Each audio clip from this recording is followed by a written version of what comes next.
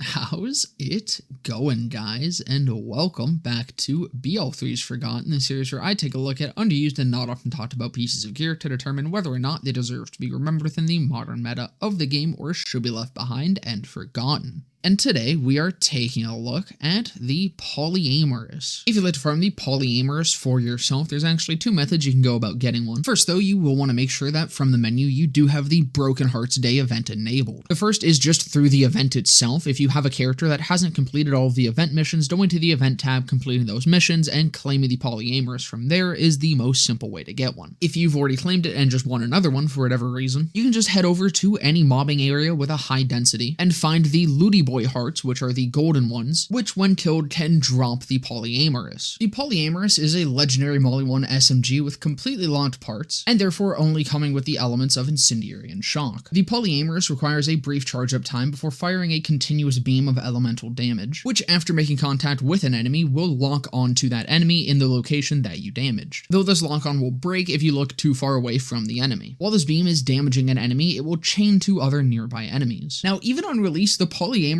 was the forgotten ugly brother of the wedding invitation. It really feels like an afterthought, and I think that's because it probably was. The wedding invitation definitely seems like the weapon that got a larger focus on it, literally being the gun that they used to tease the event during the border cast, which fuck, you guys remember those? That feels like a goddamn eternity ago, man. But even in just design alone, there's just so much more going on with the wedding invitation. Incendiary Jacobs that deals splash damage on crit, has ammo return, ricochets cryo, and can debuff. The Polyaimorous? Haha, auto-aim laser go burr.